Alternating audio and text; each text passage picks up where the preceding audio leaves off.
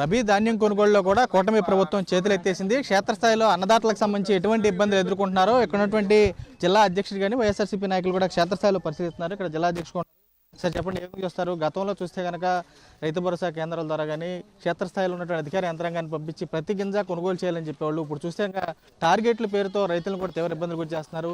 రబీ ధాన్యం కొనలేమని చెప్పని చేతులెత్తేస్తున్నారు. ఏం చూస్తారు? అసలు రైతులకు ఎటువంటి భరోసా కావాలంటారు? అసలు రైతుకు భరోసా ఇచ్చేటువంటి ప్రభుత్వం అంటే ఇబ్బందులు పెడుతున్నటువంటి ప్రభుత్వం ఇది.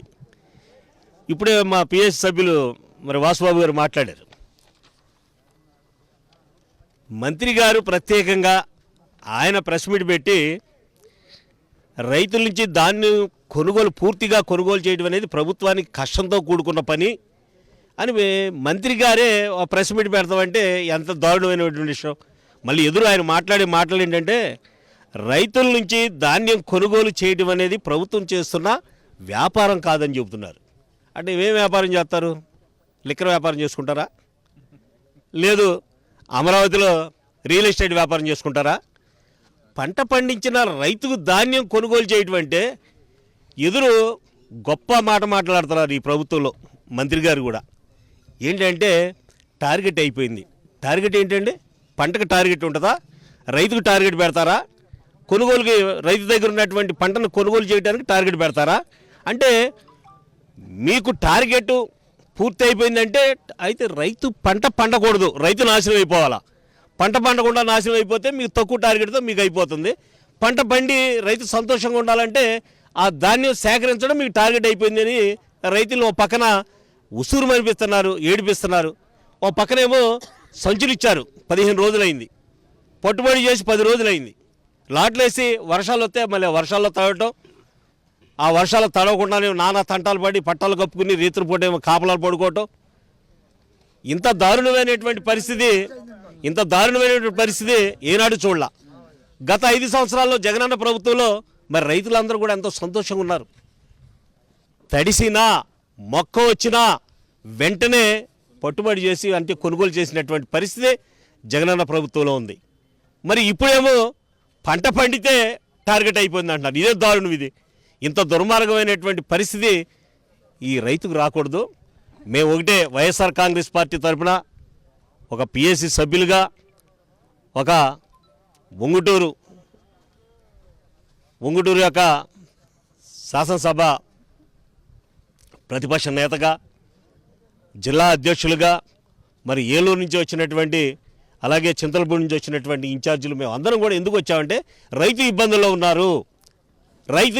ఉన్నారు కనుక ప్రభుత్వం దృష్టికి తీసుకువెళ్ళి వాళ్ళకి న్యాయం చేయాల్సిన బాధ్యత మా పైన కూడా ఉందనేటువంటి బాధ్యత గుర్తెరిగి మేము ఇవాళ రైతుల దగ్గర రావడం జరిగింది. ఎంత నష్టపోతున్నారండి? ఇప్పటివరకు ఎంత టార్గెట్ ఎంచుకున్నారంటారు? అసలు ఎంత నష్టపోతున్నారు?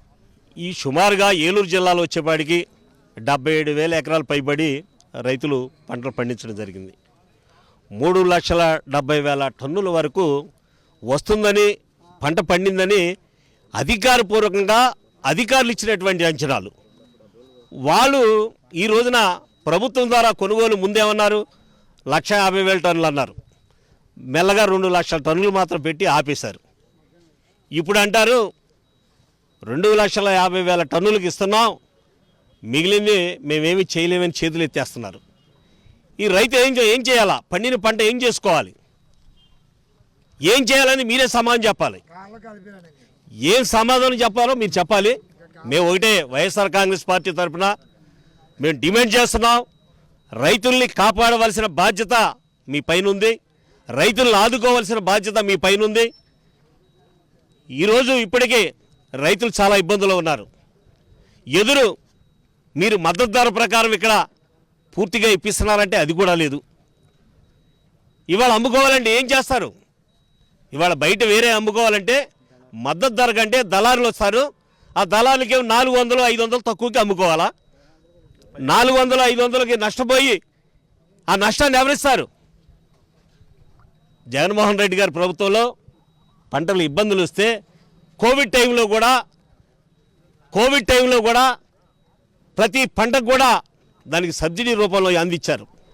3,000 కోట్ల రూపాయలు దానికి ప్రత్యేకంగా నిధినిచ్చారు. ఈ రోజున ఈ ప్రభుత్వంలో ఏమిస్తున్నారు? అసలు నష్టాల సంగతి పక్కన పెట్టండి. పండిన పంటను మీరు ప్రభుత్వం వారు సేకరించేటువంటి ప్రక్రియలోనే మాకు టార్గెట్ అయిపోయింది అనేటువంటి మాట ఇది ఒక బూతు మాటగా ఒక బూతు మాటగా చెప్పాలా. కష్టపడి ఆరుగాలం కష్టపడి నానా బాధలు పడి అప్పో తెచ్చుకుని 3 రూపాయలకి 5 రూపాయలకి వడ్డీలు తెచ్చుకుని పంట పండించేటువంటి రైతన్న ఆ పంటని మీరు ప్రభుత్వం ద్వారా సేకరించడానికి టార్గెట్ అయిపోయింది అనేది ఇది ఒక పెద్ద తప్పు మాటగా మేము దీన్ని ఖండిస్తున్నాం. రైతులను వెంటనే ఆదుకోవాలి.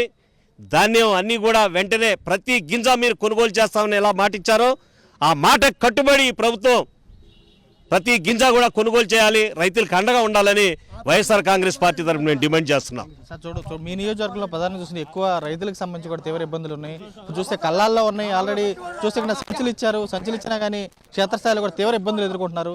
ఎప్పుడు అసలు మొలకలు వచ్చేస్తున్నాయి ఒక పక్క, మరొక వాతావరణం పండించిన పంట చూస్తారు. ఇది రైతు ప్రభుత్వం కాదండి.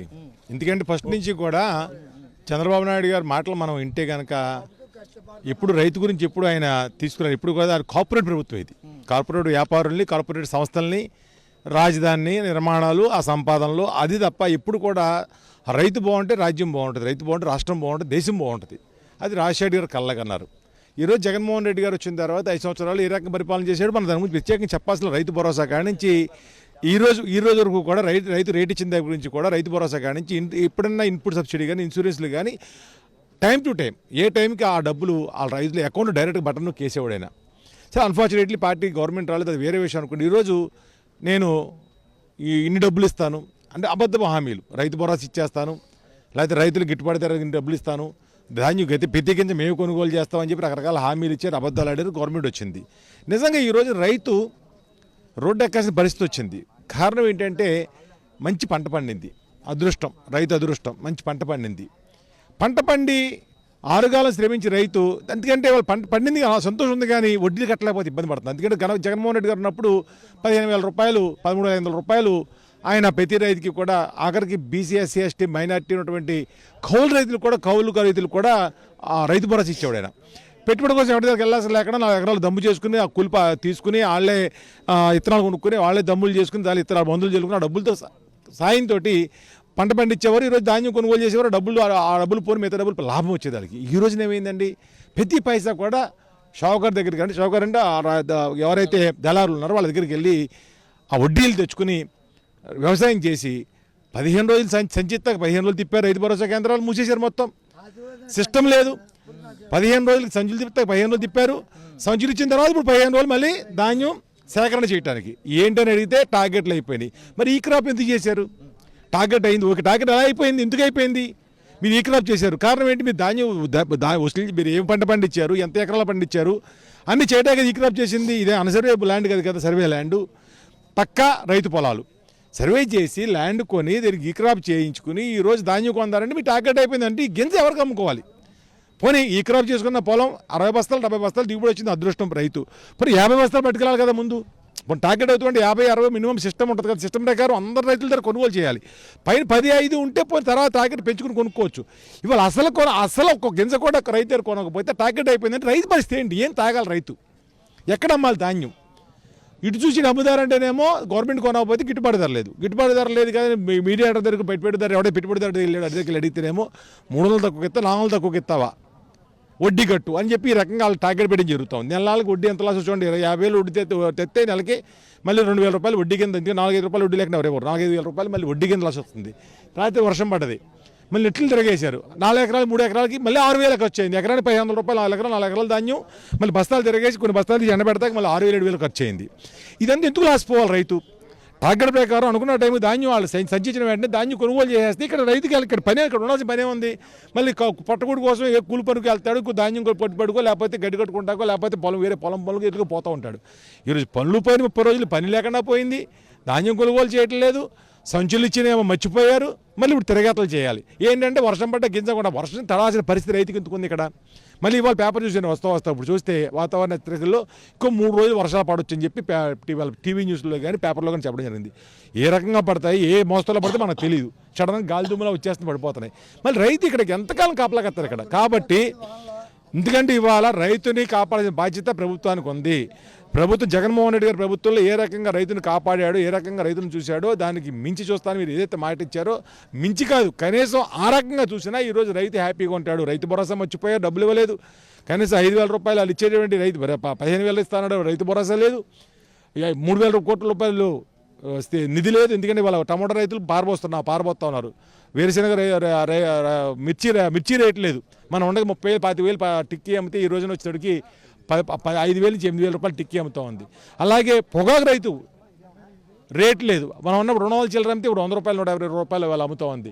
అది జగన్మోహన్ రెడ్డి గారు పొగాకు రైతు దగ్గరికి వెళ్తే ఆయన కొనుగోలు గవర్నమెంట్ కొనుగోలు చేయించాడు. వెంటనే రైతులు ఆ వ్యాపారస్తులు దిగొచ్చారు. టమాటా రైతుల దగ్గర కొనుగోలు చేసి రైతు బజార్ ద్వారా అమ్మిచ్చాడు. వెంటనే మళ్ళీ